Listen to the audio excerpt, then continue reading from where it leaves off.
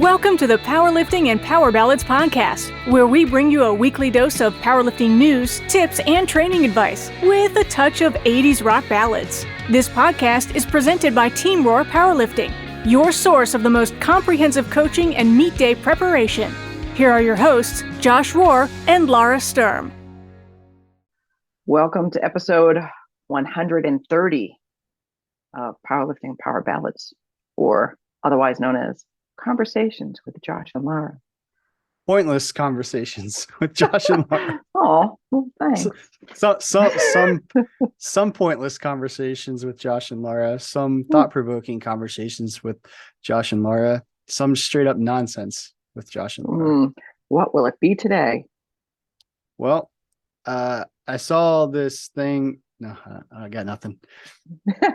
So the Georgia State meet was this past weekend.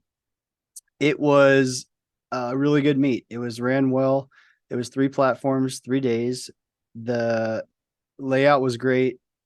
Well, minus the vendor area. I won't mention that. It was kind of out in the middle of nowhere, so no foot traffic. But the meet itself, in terms of like the warm-up room and the competition area, was great. We had 7 lifters compete. So we had Chris Weizen started us off. He went 5 for 9, just missed a PR deadlift on grip at lockout, but he was competing in a lower weight class than he had been. So if he would have got that PR deadlift, that would have also tied his PR total at a lower weight class. So nice. Overall pretty good. He tied his PR squat and just missed the PR deadlift, all at a lower weight class. So pretty good there. Ruff lifted in the 181 class. He went 8 for 9. After we were gonna take a big jump for for second. But another lifter made their third, so it would have been a little bit out of our range. So we tried a PR 600, and he just missed it. So he finished third, which was it was a pretty solid meet for him. He had a PR squat and a PR bench. Wesley Toler went 7 for 9. This was fun because he had missed his second bench he just couldn't get it. He kind of let his chest collapse a little bit, but I've seen him bench and I know that wasn't normal. So I'm like, you know what? We're going to go up 2.5 kilos for a PR, even though you just missed. And I trust you is what I told him.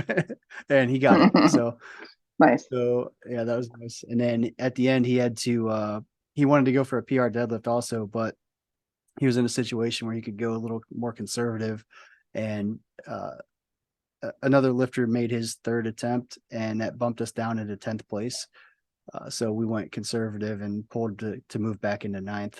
So that was kind of fun to have a little battle there. We had to make a change. Matthew Martin, he went 9 for 9 in the 198 class, and he hit a PRs across the board and placed 6th overall. And that was another situation. We had to make multiple changes there, 2 changes to be exact, to put the right weight on, and he pulled for placing there. I think after openers he was projected 10th, and he ended up in 6th. So it was a really highly contested weight class, and that was a lot of fun. Taylor Smith, he went 8 for 9, finished 6th in the 242 junior class. So that was a pretty good day for him. Ray Nosari, he went 9 for 9, finished 6th in the 275 weight class. That was also a pretty good day for him. He hit PRs across the board. Cordell Estrada went 5 for 9 and finished 3rd in the 242 class. This was kind of a little bit of missed opportunities. Like his third squat, he was coming up and he said he felt something in his knee a little bit. So he kind of stopped pushing, and that would have been, I think, a 12.5 kilo difference, or an additional 12.5 kilos on his total. But at the end of the meet, we put on 677, which is what he needed to pull into second. And we were planning on finishing like around 650-ish. So it was a little out of our range, but he already had third secured. So we're like, you know what, we're going to put it on and see what happens. And he got it moving, but just couldn't quite, finish it. So in hindsight, if he had gotten that squat, maybe it would have been a little bit different. But I mean, that's why you show up and compete. But pretty proud of him. He finished third, and was definitely there to compete. So that was nice. So kind of a shout out to some of our lifters that came to help coach: Stacie, Amy, David, Elmore, and then April Gadsby was she volunteered to help with the meet. So she was one of the spotters in the warm-up area, helping clean things up and keep things running smooth. So appreciate everybody that was there. It was a pretty good meet though. We had a pretty good time. So congratulations, I guess I should say, to Trueborn Strong. They are the 2023 Georgia State champions as a team. Don't get used to it. Strong. Where are they from? That's Siraj. They're in Alpharetta. Oh, I guess we can make this announcement now too, because they announced it at the state meet. So Siraj is going to be the new state chair too. Oh, really? So Kathy and Becky are not running again. They made that announcement at the state meet, Really? and Siraj ended up being the only person that ran. So he will Wow. be the new state chair. But Very I'm just nice. letting you know, Siraj, don't get used to it. We're coming next year. Back for the trophy. Maybe. Yeah. Probably. If we run, I don't know. Maybe, probably. But Depends how we feel. You should be scared based on that statement. Yeah, totally. Maybe. Oh man, I'm still tired. I'm still sleep deprived from the meet. I'm not thinking too clearly. Yeah, 3-day meets are brutal enough. Yeah, I'm sleep deprived as the person that just showed up to coach. The meet directors, Kathy, Becky, and all the volunteers. I'm sure they are completely wiped. So was it after the meet that they were just like, oh, you know what? We're not running. No. Well, the deadline to submit your application and letter of interest was January 28th. So they decided prior to that at some point. Okay. Huh. So I thought when we had them on the podcast that they were saying they were still going to run. They did. They said they were still going to run. And I asked her about that. I'm like, you said you were running. She's like, well, at the time I was going to, but some things changed and decided not to. So hey, I understand that. That would have been good information to have before the deadline to run. But I think Siraj will do a good job though. So I'm not too upset about it. Right. So how are we doing with our tarp? Our tarp is good. Our top 5 driving songs. One more time. Top 5 driving songs. We're doing not great. We have 7 people that submitted a list. You are included this time. I am not. Hey. I haven't had a chance yet. So I don't know. What do you think? Just run with it? Nah, I'm like, fuck it. Let's just keep going. Keep extending 7. The deadline. Keep extending. It's just like, all right, by the end of the month. No, really, this time by the end of the month. So let's do this. By the end of March. Here's the thing. I want to create social media graphics to start promoting it because a lot of people don't listen to this, right? So, timeout, pause. So I had multiple people come up to me at the state meet and said they love the podcast. And I'm just like, Are you serious? That is awesome. People listen to us? Yeah, we have some people that listen. Oh, that's awesome. So I thought that was super cool. I was blown away by that. Go listeners. Yeah. The downside though, I had multiple people ask me what team Rohr was and if we have a gym and if we have a lot of lifters that compete.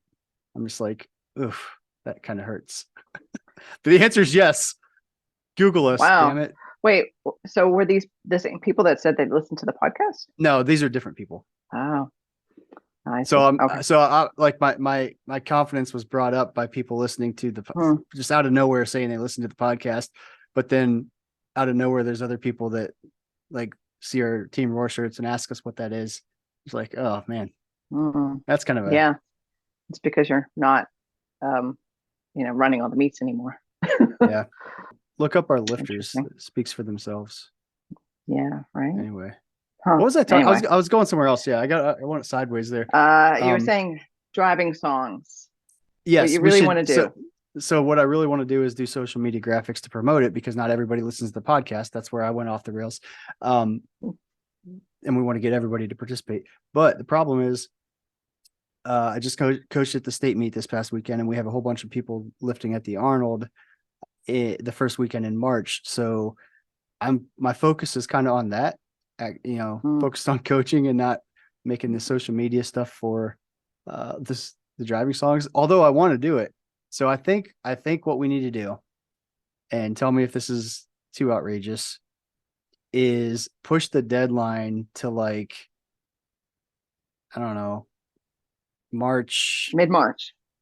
Like, how about like March 12th, Sunday, March 12th? Because that's right before we record on a Monday. So we'll know how many people we have, and we can list the names of everybody maybe, but not list who has what song. Ooh, okay. And then we can start releasing the lists. Okay. So Sunday, March 12th is the third deadline. Does that sound reasonable, or is that too far? That might be the fourth. No, but I think that's fine. Because hey, we're doing this for fun, and I want people to actually submit the list, because I figured out how to make these lists so that you can go on and like I can share it with Instagram, and people can preview the songs so they can like vote on the music. And that to me is super cool. Yeah, I agree. I think it's awesome. And I'll be honest, it's been starting to stress me out, because it's like been at the back of my mind, like I need to get this done. The deadline is like coming up. I haven't posted anything. I'm like, you know what? It's not that this serious. Isn't to stress you out. I felt like I was letting you down because I said I would get these graphics done. Oh man. It's not that serious. Yeah. I'm not let down. Thanks. I'm okay. Yeah. You're off the hook. Good. Cool. Okay. All right. So Josh, here's the powerlifting situation. You ready? All right. Maybe. So you realized you signed up for meet in another state on a date that's also your 10th wedding anniversary. So you have to admit that the date looked kind of familiar when you signed up for it, but now that you're 3 weeks out, you realize you forgot your anniversary and signed up for a weekend away, and you've never told your spouse this until now. Do you go to the meet? 100% no. And I don't tell my wife about this meet. It never happened. It must have been a mistake that our account got drafted the entry fee. I don't know what happened. I thought I was signing up for something else. I would never forget my anniversary date because I love my wife. That is my official statement and my official answer. And that's all I have to say about that. You were training for it all that time, and now you're like 3 weeks out. You're ready to go. Pretty much. But no. Yeah. So, I mean, I have two options at this point. There's two roads to go down. One of them ends in divorce. and one of them ends in happily ever after.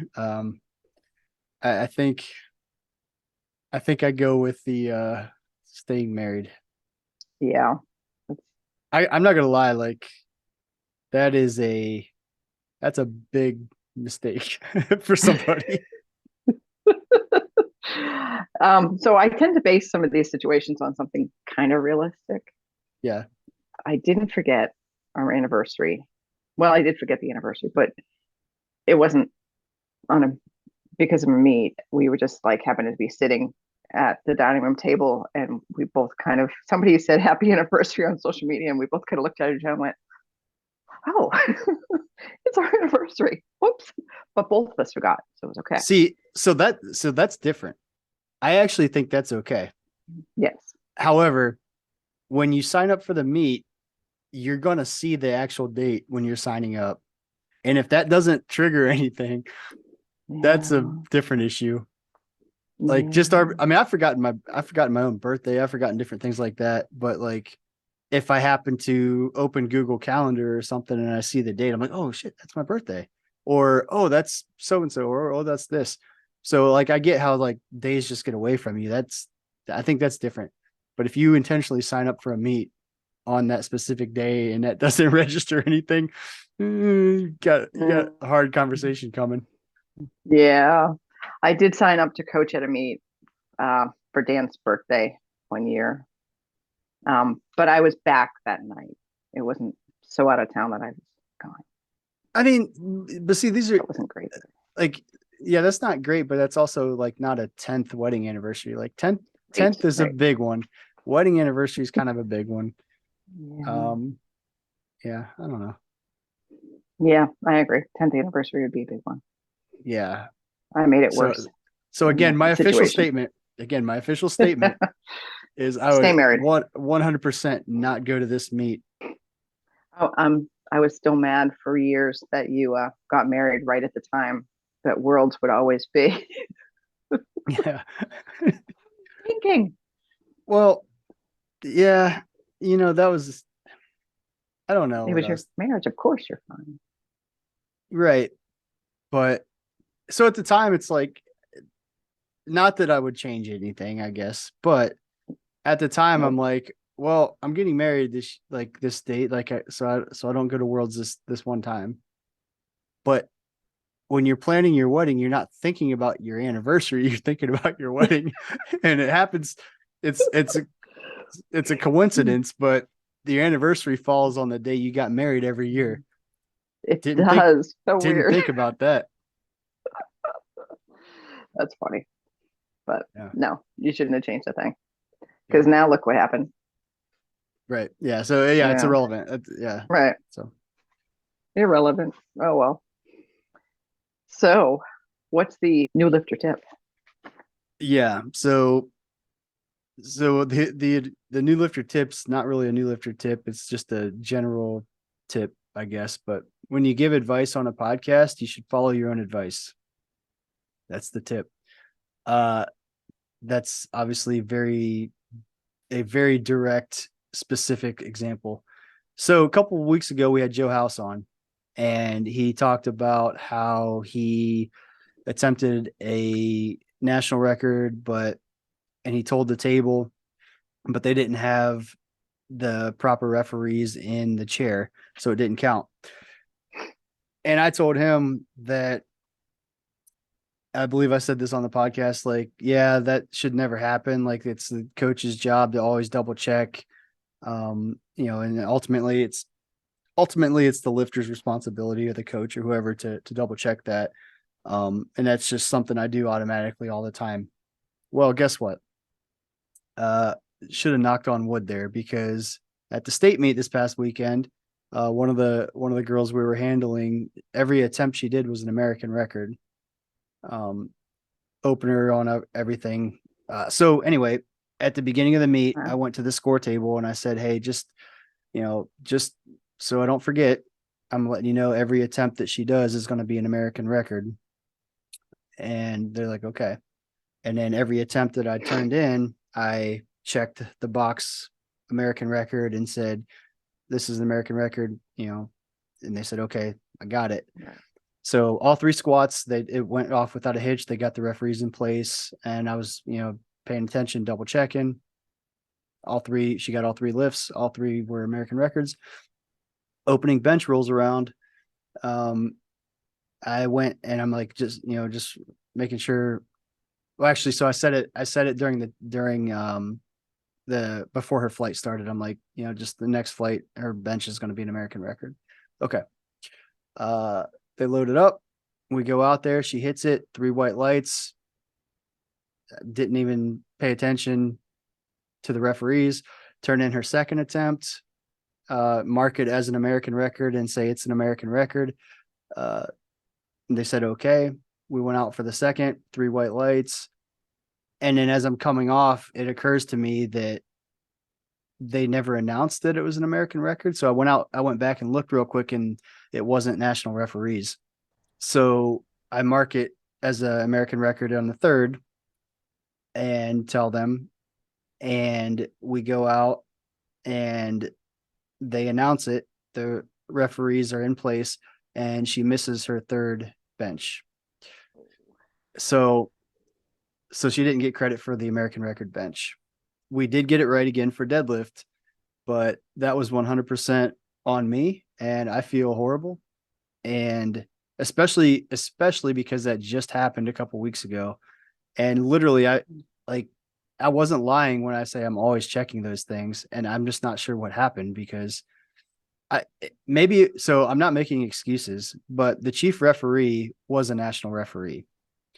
And I knew that, and it was the same national referee that was doing the squats. So I think maybe subconsciously somehow I was Right. looking at him and thinking they're there, but I know better than that. And that's my advice is, well, one, maybe you shouldn't give advice on a podcast because it'll come back to bite you. But just be diligent with those things, because it was something so stupid. Like, it's coaching 101, and it was just one of those things that somehow fell through the cracks twice, not just once, twice, 2 attempts. Dang. So, Well, I thought maybe you were going to say that maybe the whole checking the weight in kilos in the opener. I've still been doing that pretty diligently, because that's a really big. I mean, that's yeah. So I got that, and I mean, I caught a couple misloads right before our lifters went, things like that. But this is a big one, so I don't know. So Renee, Well, if you're listening, I genuinely am sorry about that. About that. Yeah. That's kind of ending on a somber note. Yeah. But you're human. Sometimes you fuck up. Yeah, and I'm not saying that to. I guess the point of this, bringing it up, like, I could not tell anybody, and most people wouldn't even know.